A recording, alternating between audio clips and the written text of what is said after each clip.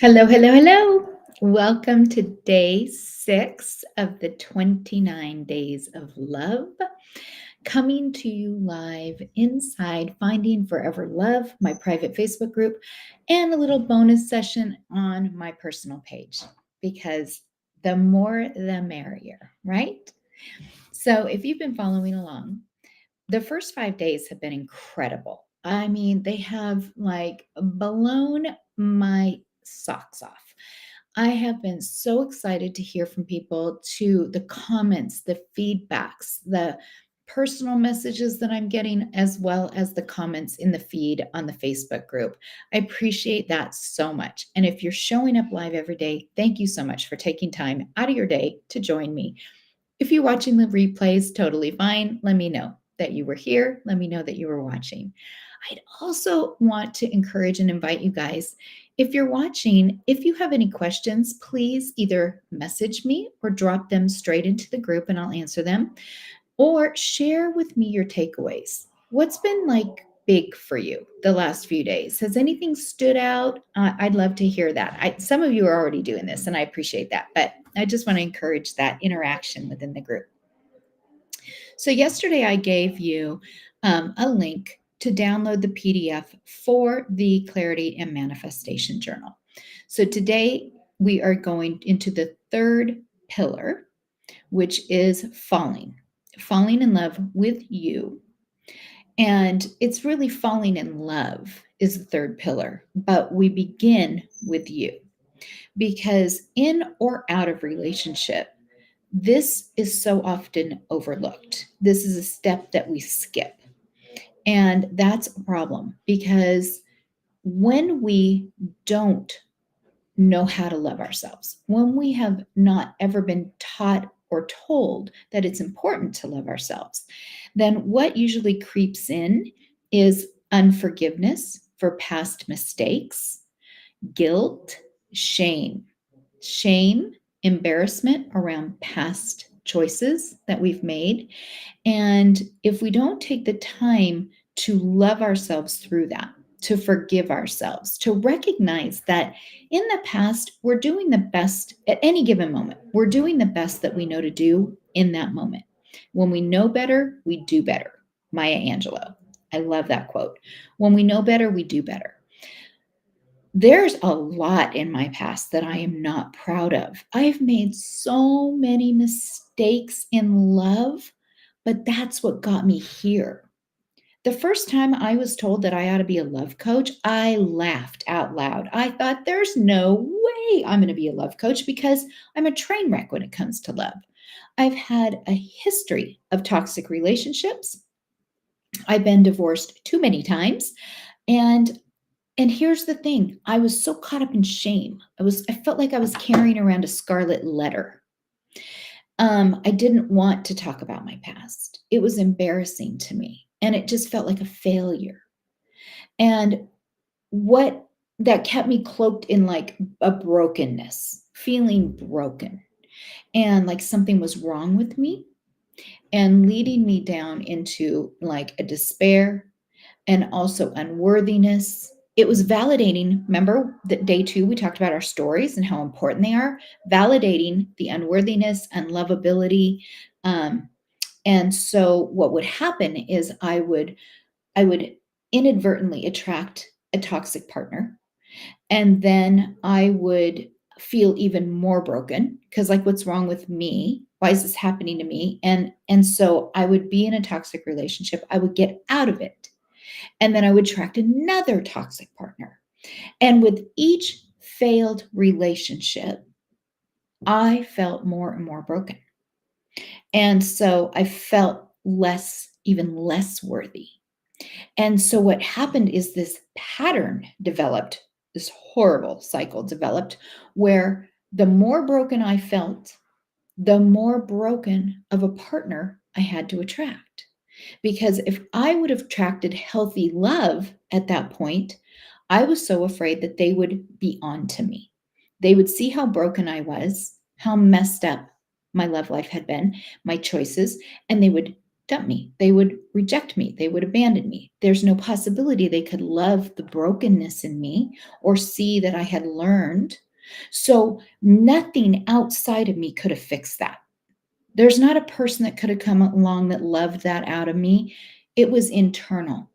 When I fell in love with myself, when I started taking the steps that I'm going to teach you over the next few days, I started to fall in love with myself. And there was no room for brokenness in that love. What did I say yesterday? Love is acceptance.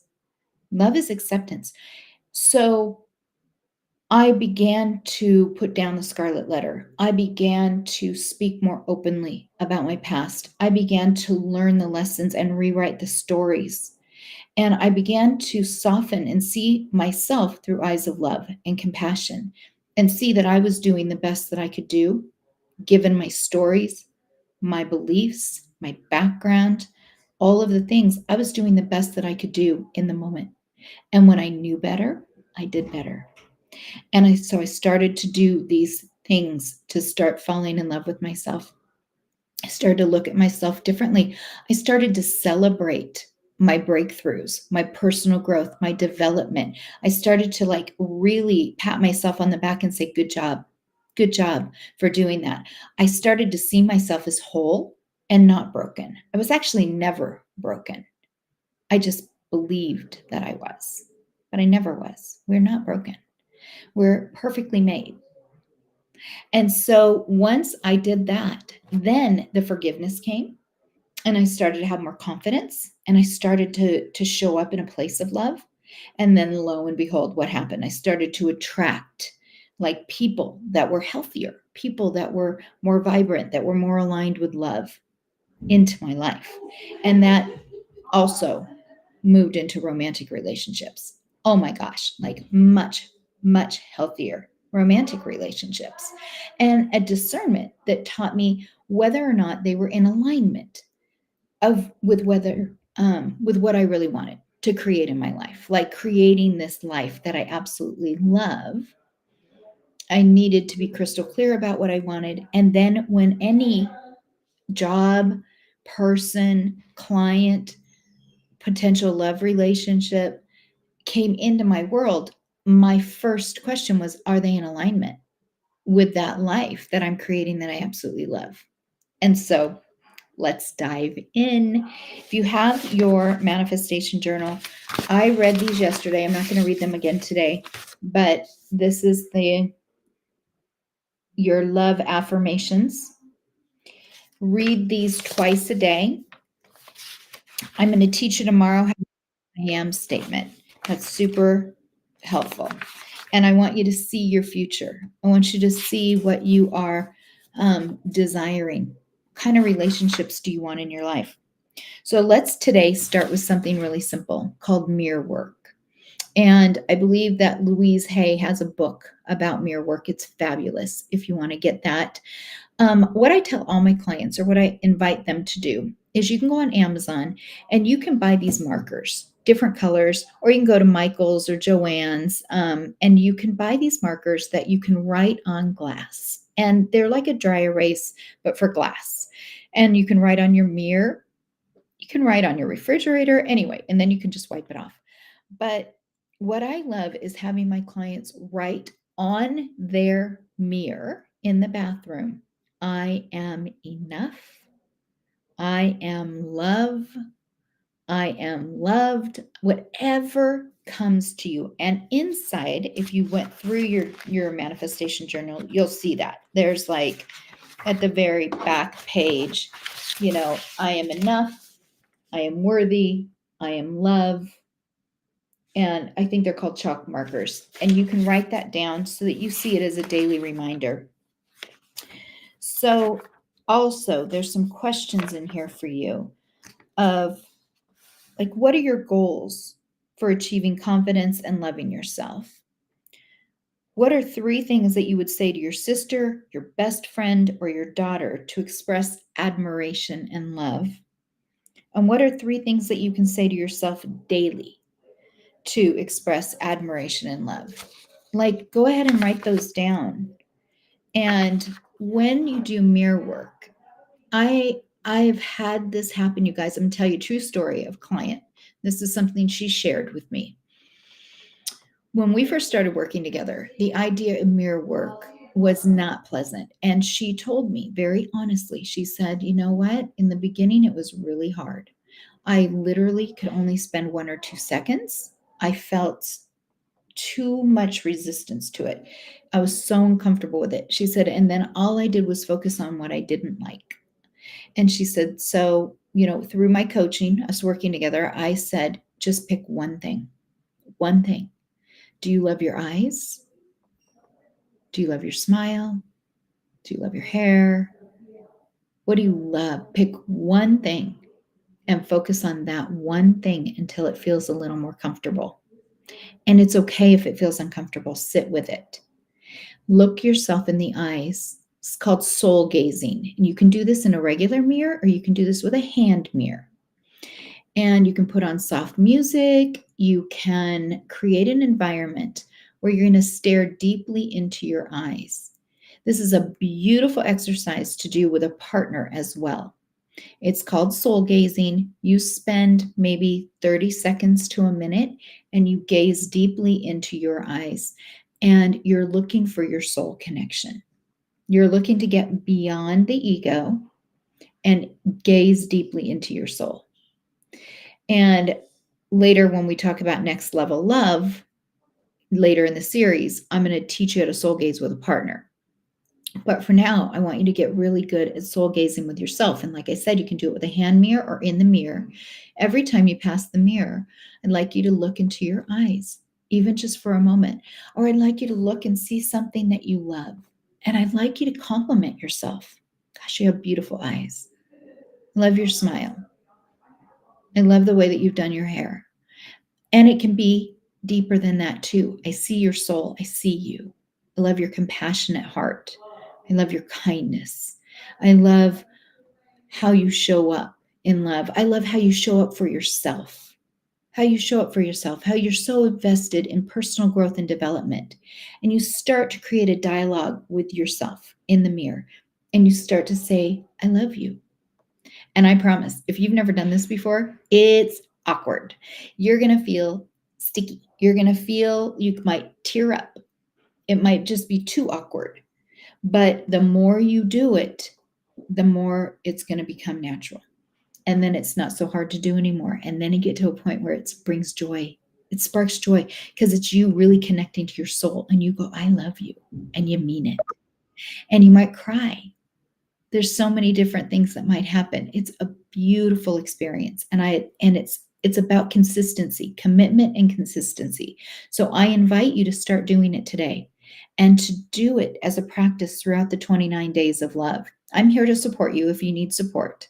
If it's really, really hard and you need support, reach out to me because it's something that you can do when you build it like you're building in a muscle in the gym. But it will pay dividends. So back to my client's story. She said at first, super awkward, really uncomfortable. She had to pick one thing to focus on, and she did. And she's been doing this now for 9 months. And she tells me now that the woman in the mirror has become her best friend and her confidant. Now, when she looks in the mirror, she told me the cutest story about how she was dressing for an event and she put on the dress.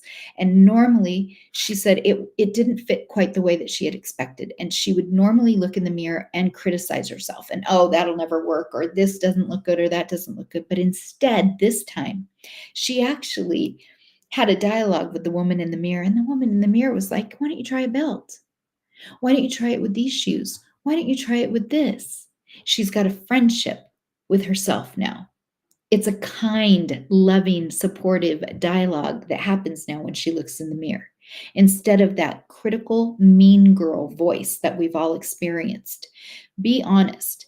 How many times have you said to yourself mean things that you would never say to your best friend or your sister or your daughter? Heaven forbid, you would never. And we talk to ourselves like that all the time. And we need to stop. That's the foundation. That's the basics of where self-love begins. Start being kind to yourself. See yourself through eyes of love. Forgive your mistakes. Forgive things that you've done in the past and your choices. Give yourself a clean slate. Start new. And you know what? It's like you did what you knew to do. When you know better, you do better. We're doing better. You're here. You're here. Give yourself like a big hug for being here, for investing in this kind of growth and development and time that it takes every day to come into a place and practice self-love. So the chalk markers you can get, put that on the mirror, start your mirror work. And I love this page so much. Remember that love is not something to do, it is something to be. It's who you are. Love is something to be. And tomorrow, let's talk about your I am statement. And grab a journal. If you don't have one already, you might want to pick up a beautiful journal that you can use for the rest of the 29 days. And you can take notes from the other days as well. But if you have one, bring it with you. And I'm going to walk you through your I am declaration. And it's a loving statement, and it's a loving declaration that you're going to be able to read each day. I read mine in the morning and at night. And I also read my visualization of like my life that I'm creating. It's like when we spend time, this is self love. This is nurturing. This is kindness. This is commitment. When we fall in love with another person, this is huge. Before I sign off, I want to leave you with this. This is actually really huge coming through right now. When you fall in love with a person, I want you to think about that, and I want you to lean into the energy of that. You pretend you're on your first date or your second date or your third date. When you're starting to really have the yummy feelings coming up, you're starting to really feel that. And you sit across from them at dinner, and what are you thinking? What are you doing in that moment? You are looking for what is beautiful. You are looking for what you're attracted to. You are taking from their words what you love about them. I love the sound of their voice or the way that their eyes look. I love their hair. I love the way that it feels when we hold hands. You're looking for the positive, you're digging for gold. So, what I would like to do is invite you to do that with yourself. I want you to dig for gold. I want for you to look for the things that you would fall in love with if you were just meeting you. And I'd love for you to write that down. What do you love about yourself? Like, don't be shy.